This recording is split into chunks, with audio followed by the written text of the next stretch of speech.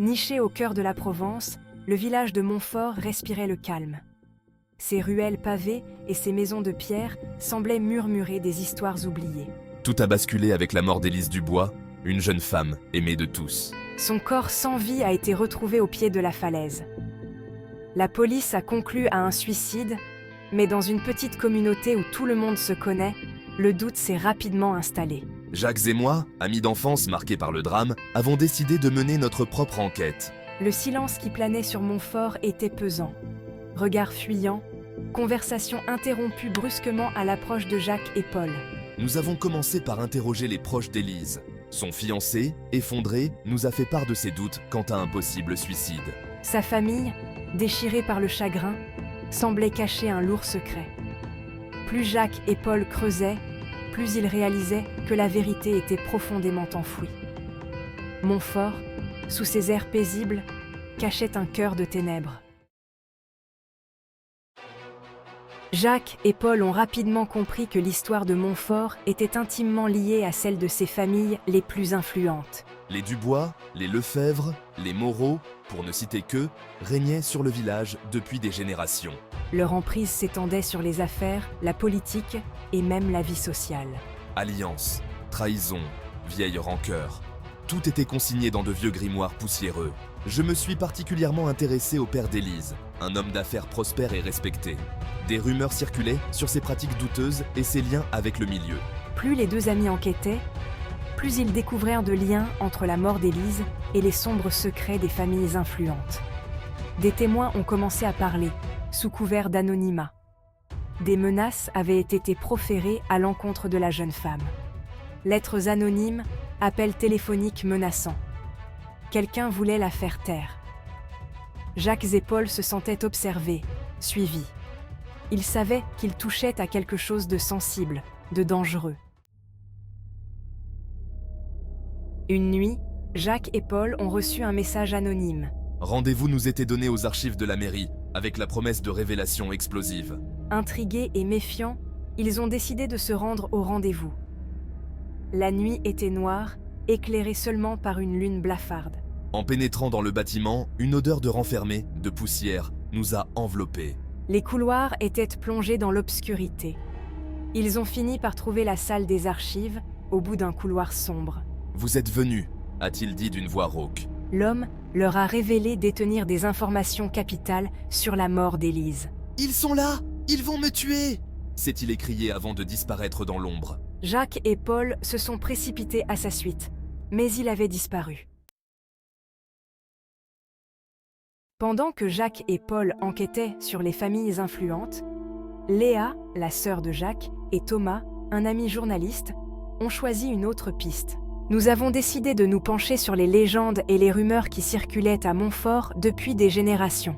Des histoires de pactes diaboliques, de vengeances ancestrales, de malédictions. Ils ont rencontré les anciens du village, dépositaires de la mémoire collective.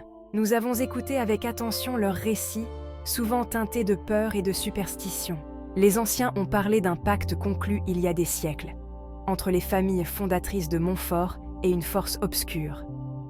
Un pacte qui leur avait apporté richesse et pouvoir en échange d'un sacrifice humain tous les 10 ans. Nous avons réalisé que la peur était un outil puissant à Montfort, utilisé pour contrôler les habitants et les empêcher de parler. Léa et Thomas étaient sceptiques, mais ils ne pouvaient ignorer la peur dans le regard des anciens.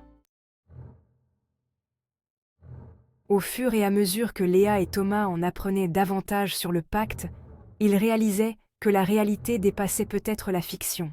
Accidents suspects, disparitions inexpliquées, suicides, tous ces événements tragiques, mis bout à bout, formaient un schéma troublant. Un schéma qui semblait se répéter tous les 10 ans. Ils ont découvert que la famille d'Élise avait été directement touchée par le pacte. La police avait conclu à un accident, mais des rumeurs de meurtre rituel circulaient à l'époque.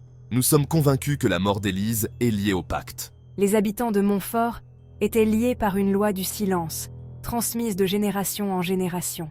Pour briser le silence, il faut gagner la confiance des anciens. Il faut leur montrer que nous sommes là pour les aider, pas pour les juger. De leur côté, Jacques et Paul ont continué à pister l'homme au visage masqué.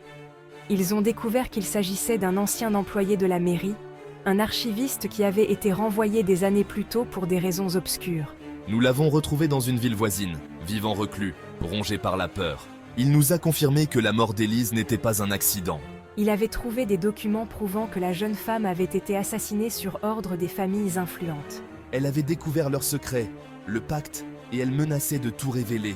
L'archiviste a également révélé que ces familles étaient responsables de la mort de son prédécesseur, un autre archiviste qui avait découvert la vérité sur le pacte. On l'avait retrouvé mort dans un accident de voiture, mais l'archiviste était convaincu qu'il s'agissait d'un meurtre maquillé. Difficile de croire que des familles que nous connaissons depuis toujours puissent être capables de telles atrocités. Pourtant, les preuves sont là, irréfutables. Jacques, Paul, Léa et Thomas ont décidé d'unir leurs forces. Nous avons tous des pièces du puzzle, mais il nous manque encore des éléments clés pour comprendre l'étendue de la conspiration. Nous avons organisé une rencontre secrète dans une maison abandonnée à l'extérieur du village. Loin des regards indiscrets, nous avons mis en commun nos informations.